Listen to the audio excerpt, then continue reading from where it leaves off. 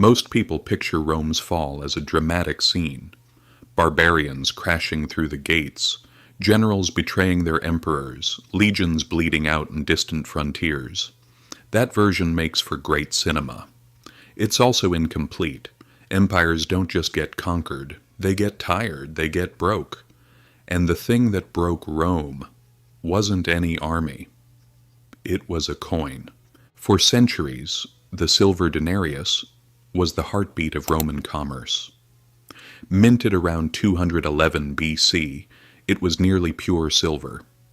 The kind of money that felt real in your hand because it was real. Soldiers trusted it. Merchants built trade routes around it. Farmers tucked it away as savings. When a Roman held a denarius, he was holding a small piece of the empire's credibility. That credibility had a price, and Rome kept raising it. Defending thousands of miles of border wasn't cheap. Neither were the legions, the roads, the grain doles, or the endless succession of wars. By the 2nd century AD, the empire was running a tab it couldn't close. Tax revenues weren't keeping pace, and raising taxes was politically dangerous.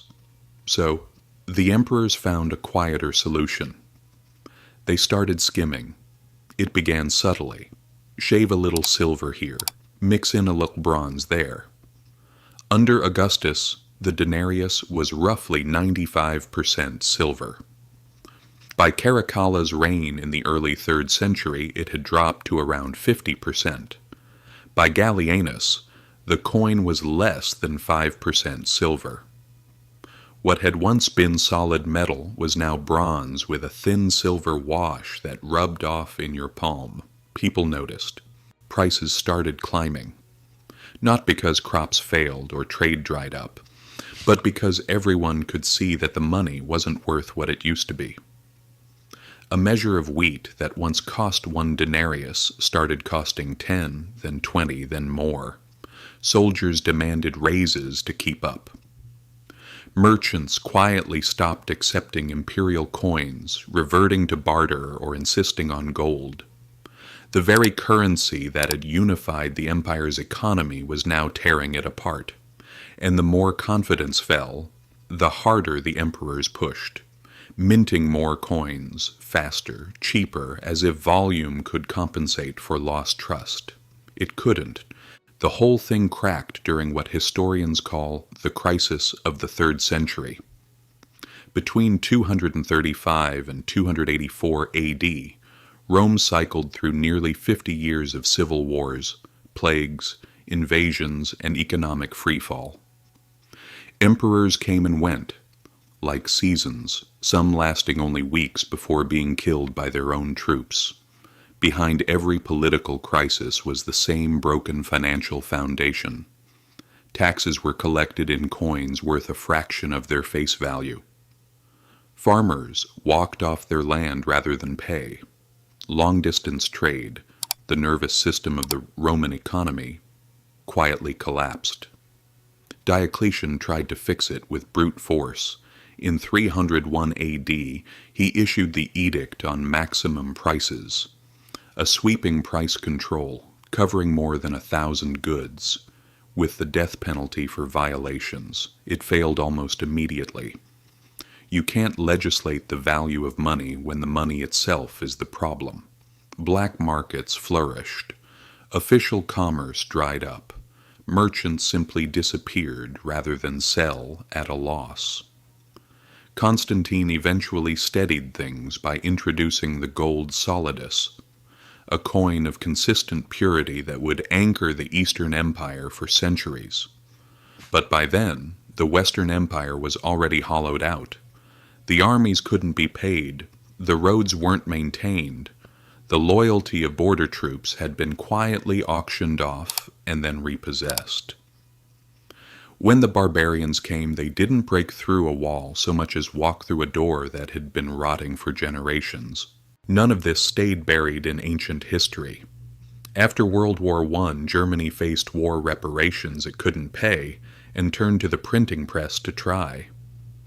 By 1923, a loaf of bread cost more than 200 billion marks.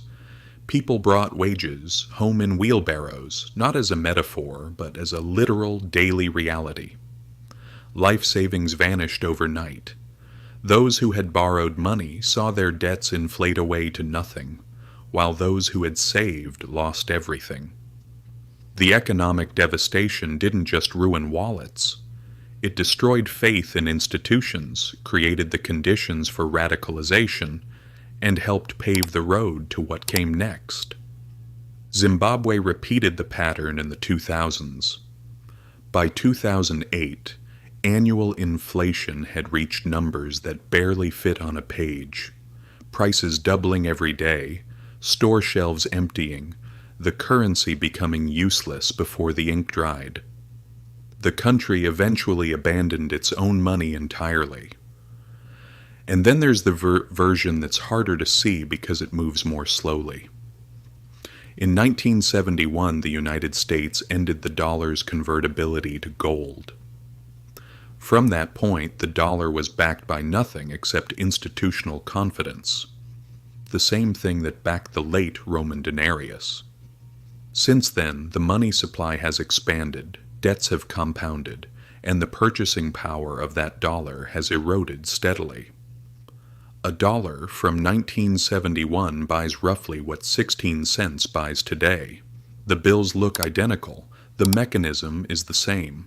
The trick governments use has never really changed. They call it growth when wages rise, even as prices rise faster. They call it investment when debt finances consumption. They point to asset prices and call it prosperity, even when most people own none of those assets. The coin looks the same. The wash just keeps getting thinner. What's different now is the scale. Rome's collapse reshaped a region. Weimar's hyperinflation reshaped a country. Today, the entire world runs on interconnected fiat currencies, coordinated central banks, and debt loads that would have been unimaginable a century ago. The next serious crack won't stay local. So what's the actual takeaway? Inflation isn't an accident or a glitch. It's a policy. The oldest tax in the book, the one that requires no vote and leaves no obvious fingerprints. Real wealth has never lived in paper or screen balances. It lives in things that hold value when money doesn't. Land, skills, productive assets, tangible resources. And stability is never permanent. Only the timing of instability is uncertain. The Romans in the 1st century AD would have found the idea of worthless coins absurd.